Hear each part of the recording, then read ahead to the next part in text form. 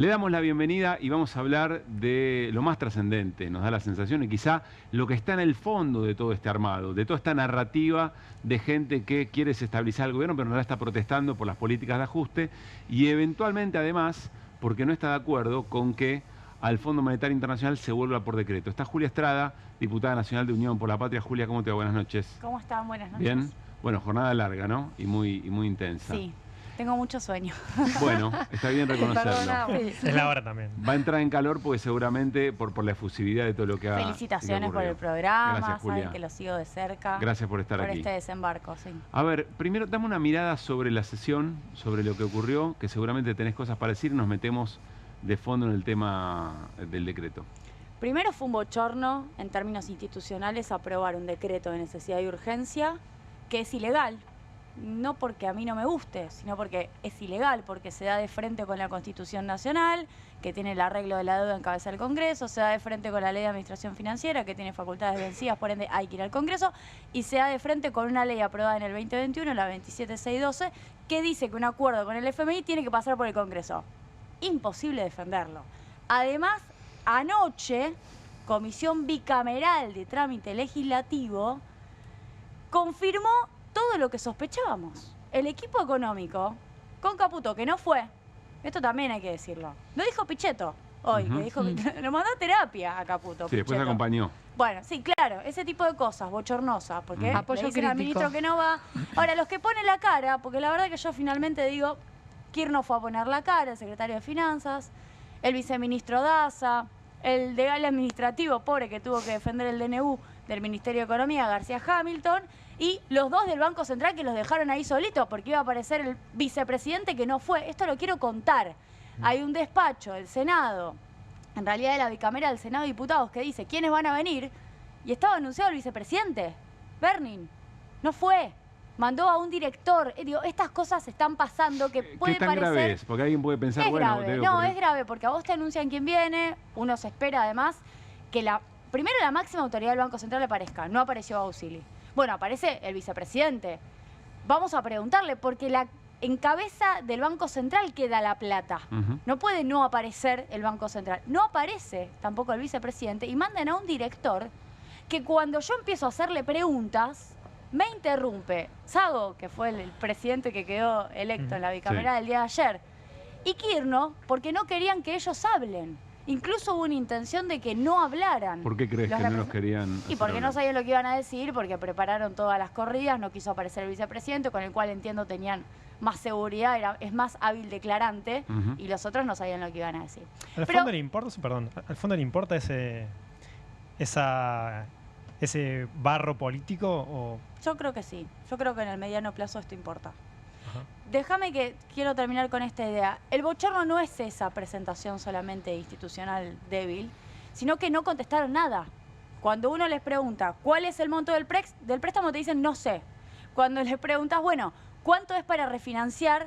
No sé. Bueno, ¿cuánto es extra de letras intransferibles? No sé. Decime, por ejemplo, por qué razón lo traen como decreto de necesidad de urgencia. Es decir, ¿cuál es la urgencia? Vamos a la Constitución Nacional, reforma del 94, ¿por qué es urgente? Te responden, esto fue así, porque hace 20 años que la Argentina tiene un problema de balanza de pagos. Por favor, si hace 20 años que tenés ese problema, justo la urgencia apareció ahora, en marzo del 2025, además habiendo dicho que los problemas económicos estaban resueltos porque hay superávit fiscal. No tienen forma de defenderlo. Dijeron, además, anoche, que las letras intransferibles son papeles pintados. Nos lo dijeron en la cara, diputados, senadores, pero después te dicen que esas letras intransferibles que son del Banco Central caben o alcanzan o son suficientes como argumento para pedirle deuda al Fondo Monetario Internacional, entonces no cierra. O son papeles pintados o son una deuda que hay que honrar. ¿Y cuál es entonces la verdad respecto del apuro? Antes quiero compartir al propio presidente, al actual presidente Javier Milei, cuando no era presidente, pero era muy crítico respecto de ir al Fondo Monetario Internacional. Era ya diputado nacional y esto decía.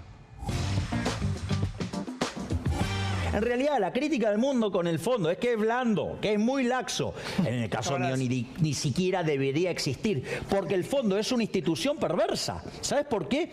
Porque cuando un país está, después de hacer un montón de zafarranchos y que ya nadie lo financie y está a punto de explotar, ¿qué hace? pone la guita. ¿Y qué hace? Le permite tirar el ajuste para adelante. ¿Qué es lo que está buscando este gobierno? Como este gobierno no tiene credibilidad, no tiene reputación, o sea, no tiene voluntad de pago, no es solvente, ¿qué hace? El ajuste a quién se lo tira. Se lo tira el próximo gobierno. Primer punto. Para un liberal, la deuda es inmoral. ¿Toda deuda es inmoral? Claro. Tomada desde el sector público. O sea, si vos te querés como un problema tuyo, endeudarte de un problema tuyo, y las consecuencias las vas a pagar vos, no yo. Digo, ¿por qué es inmoral?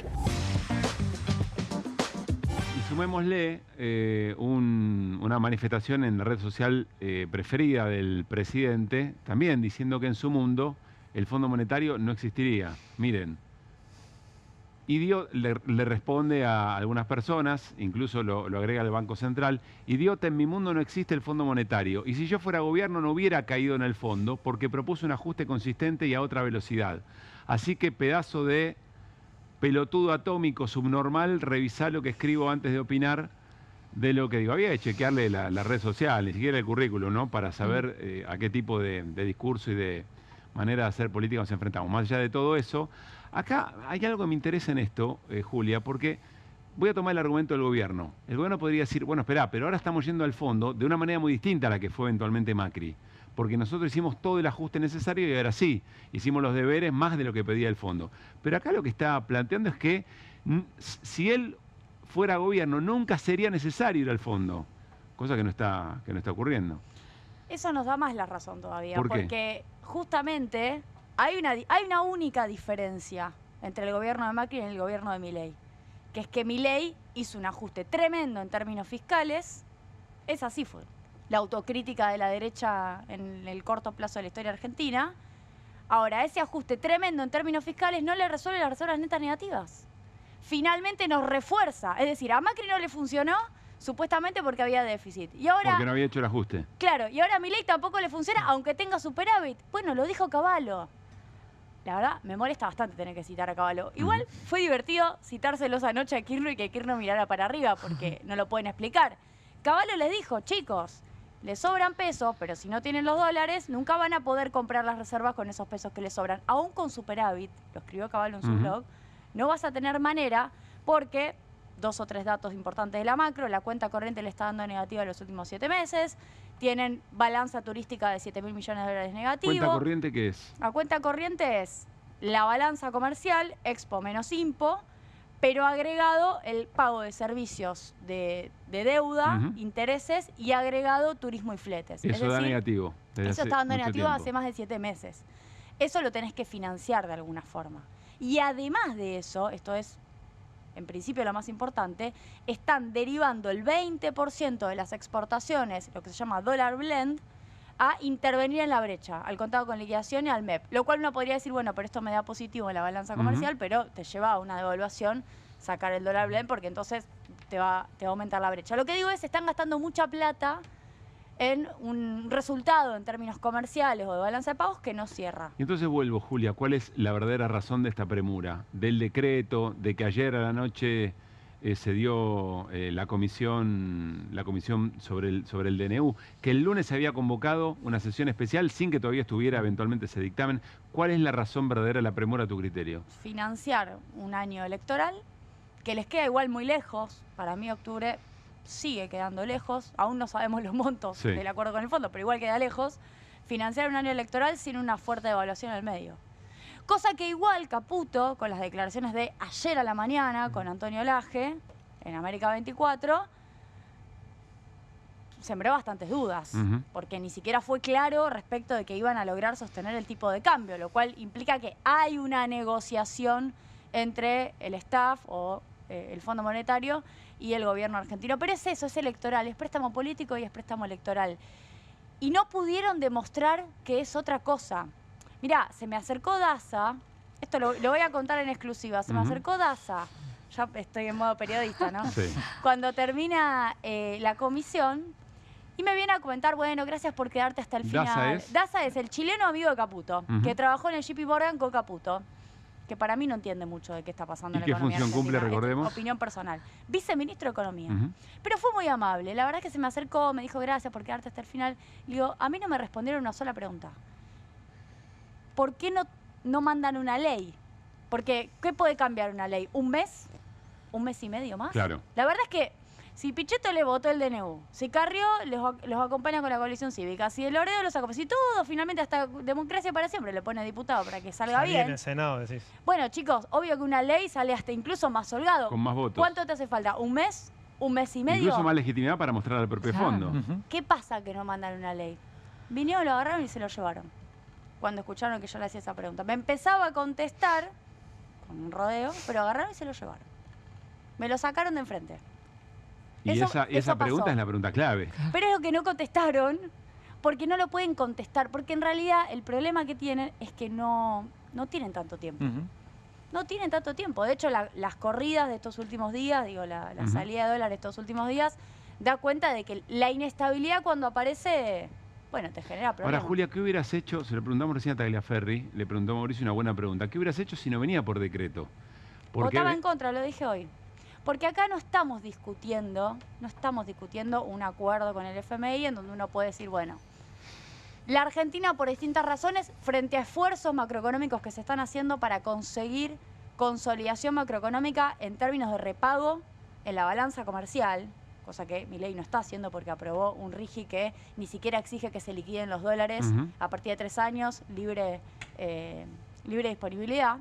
Si hubiera eso, si uno puede decir, bueno, el acuerdo con el Fondo Monetario Internacional tiene otra lógica, uno lo podría discutir. Podría discutir con el precedente de que nuestro bloque se dividió en el 2022 y una parte votó a favor, otra parte votó en contra. Pero sería un debate para dar. Ahora, acá viene, primero, algo que no sabemos qué es. Viene más deuda. Viene más deuda. No es igual al acuerdo del 2022. Acuerdo con el cual yo, digamos, tenía diferencias, pero ni siquiera es igual. Es un acuerdo que refinancia, pero endeuda más. De nuevo, endeuda más. Y además de eso, bueno, una lógica eminentemente Pero electoral. yo tengo otra pregunta, porque eventualmente el acuerdo durante el gobierno de Alberto Fernández con el ministro Martín Guzmán, Sí. era claro que un acuerdo que lo que conseguía era patear para adelante algunos también. vencimientos y que tenía que volver a renegociarse en algún momento. Por eso te Eso era un pregunto... debate. Algunos, los que lo acompañaron, Bueno, era una discusión, no pensaban que era una había que discusión dentro del renegociarlo. propio... Lo dijo Máximo Kirchner Sí. al cerrar su discurso, cuando cerró el bloque Unión por la Patria con el discurso de Máximo Kirchner hoy. Efectivamente, la sustentabilidad del acuerdo del 2022 era un debate político. Y lamentablemente no funcionó. Fue un acuerdo fallido. Fue el del 2001, tenés un acuerdo fallido en donde el FMI le suelta la mano a la Argentina porque los directores europeos deciden, hay hasta una autocrítica del FMI en su evaluación en el año 2004, deciden soltarle la mano a la Argentina. Está la serie sobre el 2001 en donde Cavallo llama por teléfono y le dicen no hay más plata, corralito. Y se desespera, ¿no? Tenés fallido el acuerdo en el año 2018-2019 con una corrida. Tenés fallido el acuerdo en el año 2022 que termina mal, no se cumplen las metas y además, bueno, no se cumplen las metas fundamentalmente, pero además la inflación se duplica 2 veces. Y es difícil pensar que esto vaya a funcionar. Diríamos bien que no. ¿Qué quiere decir eso en los próximos? Vamos a suponer que el gobierno muy rápidamente termina publicando el acuerdo con el fondo, suscribiéndolo. La duración de eso depende de cuánta plata le den. Primero, no sabemos ni siquiera eso. Y en segundo lugar, de las condicionalidades. Con lo cual, estamos hablando sobre la nada misma. Sobre lo que sí podemos aseverar y ser claros es, si vos a tu estructura productiva no la dotás de capacidades para responder frente a una deuda que encima ahora va a ser más grande, bueno, no la vas a poder pagar. Eso es lo que sencillamente estamos diciendo. Y no está haciendo nada el gobierno argentino para que la estructura productiva argentina cambie. Al Genere más contrario, dólares. genere más dólares, genere condiciones de repago, horizontes de repago. Por cierto, cuando yo le reclamo a los del Banco Central, citándoles el decreto de necesidad de urgencia, donde dice el Banco Central ya está tomando acción en esta nueva deuda, en esta operación de crédito público. ¿Cuál es el dictamen del Banco Central sobre la viabilidad de la balanza de pagos para el crédito? No es algo que se me ocurre a mí. Lo dice la Ley de Administración Financiera, que debería ser la Biblia para cualquiera que integre el equipo económico. No me supieron contestar. Es decir, esto que yo te estoy diciendo oralmente, che, se va a poder pagar, en realidad lo tiene que dictaminar el directorio del Banco Central con un dictamen jurídico que diga: estas son las características para repagar. Cosa que el tampoco préstamo. tuvo el acuerdo original de Macri. El ¿no? acuerdo de Macri no tuvo nada de eso. De hecho, hay una denuncia penal que en su momento la llevó adelante Berbic, Denuncias que se cayeron porque en el año 2018 y en el 2019 pasó el presupuesto por el Congreso Nacional y tácitamente significó una validación de un acuerdo que no había cumplido por facultades delegadas vencidas con la Ley de Administración Financiera, lo cual fue también todo un debate. ¿Y ahora van a ir a la justicia, digo, a denunciar? Ahora, primero que ocurra el acuerdo. Ok. Y en segundo lugar, ya hay denuncias penales, no es que vamos a ir. Pero están ahora las digo, con el denuncias DNU penales. ya... Lo más blindado. importante de esto es el pronunciamiento del Partido Justicialista con Cristina al frente, que además fue un pronunciamiento con efectos prácticos. El peronista que votara a favor se lo expulsaba y se lo acusaba de traición a la patria, artículo 29 de la Constitución Nacional. Nadie menciona eso y para mí es muy importante, porque no es, bueno, sí, no lo vamos a desconocer, libertad de acción. Libertad de acción, nada. ¿Y las ausencias? Las ausencias no son votar en contra. Ok. Y es un debate político que todos conocemos. A ver, Ahora, pero sí. quiero terminar con esto que me parece importante. El pronunciamiento del Partido Justicialista con Cristina al frente debería tener consecuencias si eventualmente la población nos acompaña y volvemos a hacer gobierno. En serio. Porque el problema que hubo en el gobierno de Macri es que se dijo que se iba a desconocer, pero después no se actuó en consecuencia. Bueno, hay que ver después, no solamente correlación de fuerzas, eventualmente parece desconocimiento, sino qué consecuencias tiene desconocer, que es en la práctica un desconocimiento de esa deuda, porque eventualmente que no vas a el reconocer fondo lo va a la pagar. nueva deuda. No la vas a reconocer.